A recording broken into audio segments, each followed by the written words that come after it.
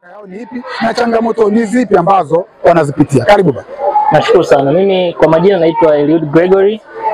Kwa taaluma ni mhandisi, ndiye mkurugenzi na mwanzilishi wa taasisi inayoitwa Youth in Technology and Engineering ambayo ni ITISM. Na hapa tupo katika siku ya mashindano, tunahitimisha program ya STEMIC ambayo ni maalum kwa ajili ya shule za msingi. Na kimsingi taasisi zetu tunazo initiative au program mbalimbali ambazo zinagusa makundi mbalimbali ya jamii. Na kwa upande wa mashule na program ambazo zinagusa wanafunzi wa primary kwa maana ya kuanzia darasa la kwanza hadi la 7, na program ambazo zinagusa wanafunzi wa sekondari ambazo tunafanya workshop kwa ajili ya kuwajengea ujuzi, lakini pia tunagusa wanavyuo, na mwisho kabisa tunagusa jamii, kwa sababu tunaamini teknolojia pamoja na kuwajengea msingi wa watu kuja kupenda na kuhamasika kushiriki katika kuwa na taaluma za teknolojia, lazima tuwaiandae jamii ijue namna gani ya kutumia ujuzi huo, ijue namna gani ya pamoja na kuwajengea msingi wa watu kuja kupenda na kuhamasika kushiriki katika kuwa na taaluma za teknolojia, lazima tuwaiandae jamii ijue namna gani ya kutumia ujuzi huo, ijue namna gani ya kuweza kuengage na wanafunzi na kuwasaidia wao wapende zaidi kujihusisha na masuala ya STEM. Okay, hapa tuko mkoa wa Dar es Salaam. Hii shirika lenu limefika mikoa mingine, na kama liko hapa Dar es Salaam, kikwazo ni kipi? Kwa sababu nimeona watoto wanajibu maswali kiufasaha. Kwa nini isifike mikoa mingine? Karibu. Kimsingi changamoto kubwa zaidi katika kufikia maeneo mengine ni vyanzo au resources ambazo zinatuwezesha kuweza kufikia maeneo mengine.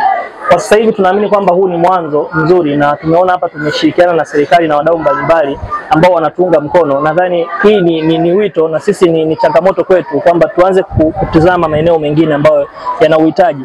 Na mwaka uliopita tuliweza kutambulisha taasisi yetu katika mkoa wa Iringa.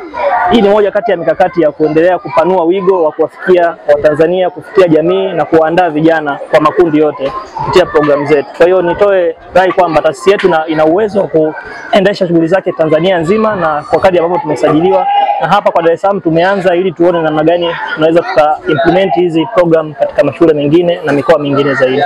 Okay, kwa huu mfumo ambao mmekuja nao wa Abacus kama sijakosea, na mifumo mingine ambayo tulisoma zamani tulizoea, labda ni upi mwanafunzi anaweza kuelewa haraka? Abacus ni mbinu ambayo inawasaidia wanafunzi kwanza kuelewa na kufanya hisabati kwa urahisi na kwa uharaka zaidi. Kwa hiyo kama ambavyo mmeshuhudia wanafunzi walivyokuwa wakiuliza maswali na namna ambavyo walivyokuwa wakijibu kwa ile akili ya kawaida au utaratibu wa kawaida, sio rahisi mtu kufikiria kwamba unaweza kupata jibu la swali refu kiasi kile kwa muda mfupi. Kwa tunaamini hii ni njia bora ambayo kila mwanafunzi akipata nafasi ya kujifunza inaweza kumsaidia kufanya hisabati au kupenda sayansi na kuweza kuifanya kwa urahisi na kwa uharaka zaidi.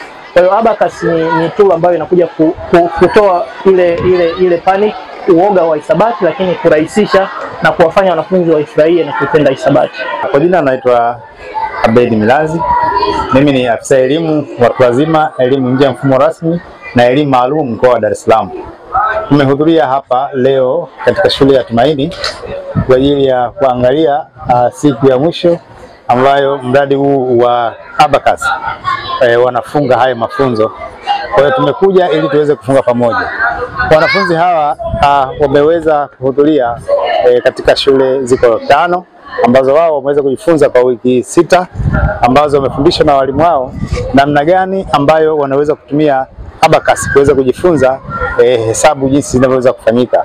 Nimeona wanafunzi hawa walivyokuwa na uwezo mkubwa sana wa kuweza kufikiri kwa haraka na kuweza kung'amua jibu la hesabu kwa kutumia mfumo huo wa Abacus.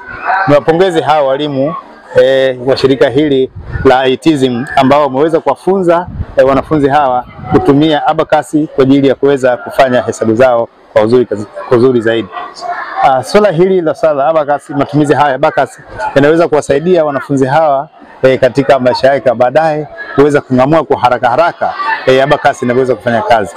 Nimeona wanafunzi hawa wamejifunza kwa uzuri sana ambavyo Abacus wameweza kutumia kufanya hesabu kwa umakini mkubwa kabisa, na kwa kweli tunawapongeza sana kwa staili yao ya kujifunza. Niwaombe sasa shirika hili la ITISM zoezi hili la kutumia Abacus basi waende katika shule nyingine, kwa sababu wamepata kwa mkoa wa Dar es Salaam wametumia shule 5 tu. Basi niwaombe sasa, nitoe wito kwao waweze kwenda kwenye shule nyingine ili waweze kuwasaidia wanafunzi wengine kuweza kujifunza abacus ili waweze kutumia masomo hayo katika maisha yao ya kila siku na mafunzo ya darasani kwa ujumla wake. Bado naendelea, niko hapa katika shule ya msingi Tumaini ambayo inapatikana Kawe. Muda huu niko na mkurugenzi mwanzilishi wa taasisi inaitwa No Limit Foundation, na yeye katika Asante. Kwa majina naitwa Linda Boso, mkurugenzi mtendaji wa taasisi No Limit Foundation.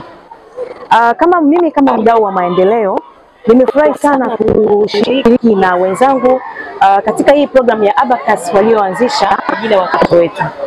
Kwa dunia sasa hivi tunajua teknolojia inaendelea kusonga mbele, na watoto wetu tunawajengea uwezo wa kufika mbali, awe wa kiume au wa kike. Wote tunahisi wana uwezo wa kumfikisha sehemu ambao tunakuwa tunajivunia kuwa na watoto waliozaliwa katika ulimwengu wa kidijitali. Kitu ambacho mimi ninaweza kusema hapo ni kuendana na hali ya hewa. Ikiwa jua una mwavuli, ikiwa jua vile vile unatembea na mwavuli. Inamaanisha nini? Inamaanisha tunaendana na hali ya hewa. Unapoenda sehemu au nchi ambao unakuta watu wanakula labda kisamvu, wewe ule kisamvu, inabidi ukopi na mazingira. Maendeleo sasa hivi inaenda kiteknolojia zaidi. Watu wanasonga mbele kufuata teknolojia. Kwa hiyo inatubidi hata sisi tufuate hali ya hewa, tufuate upepo ili tuweze kufika malengo. Neno lipi kwa wazazi ambao walikuwa wanaaminisha watoto kwamba hesabu ni ngumu, lakini hapa nimeona watoto yani hesabu wanaifanya kama maji. Na neno lipi la kuzungumza juu yao? Wazazi tuelewe kwanza umuhimu wa kitu ambacho tunataka kujenga kwa ajili ya watoto wetu. Maendeleo sio rahisi, maendeleo ni mapambano. Kwa hiyo turuhusu watoto wetu waweze kufika mbali, waweze kufunguka, waweze kuelewa ili kuweza kufika hatua, na sisi kama Watanzania tujivunie tulipanda kitu kwa ajili ya watoto wetu, na baadaye tunapata pia matunda mazuri. Naitwa Juliana Malko, mimi ni mhandisi kwa fani yangu kabisa ya kusomea kwa masuala ya uchunguzi wa mifumo ya kompyuta na mawasiliano, lakini pia ni mwendesha programu ya abacus kwa Tanzania, ndiye mwakilishi wa programu hii ambayo na mimi pia mafunzo haya niliyapatia nchini China. Imekuwa ni heshima kubwa sana kuweza kuwa na wanafunzi wa shule ya msingi, hususan shule za serikali, ambapo tumekuwa tukifanya nao programu hii kwa muda wa wiki 6, na kupitia programu hii nimeweza kuona na kupata uzoefu zaidi, kwa sababu nilikuwa nimezoea kufundisha programu hii kwa shule za msingi, lakini zile za private binafsi. Lakini kwa kupitia uzoefu huu niliopata kwa wanafunzi ambao nimefanya nao kwa programu hii kwa shule za serikali, kwa kweli nimejifunza mambo mengi sana. Watoto wetu wanauelewa mzuri sana, wako makini, isipokuwa tu ni baadhi ya vitendea kazi ndio hawana na mbinu mbadala za kuweza kuwasaidia kufanya vizuri zaidi. Okay, labda hii abacus labda chimbuko lake linatoka nchi gani na lilianza vipi? Programu hii chimbuko lake kabisa, asili yake ni nchini China.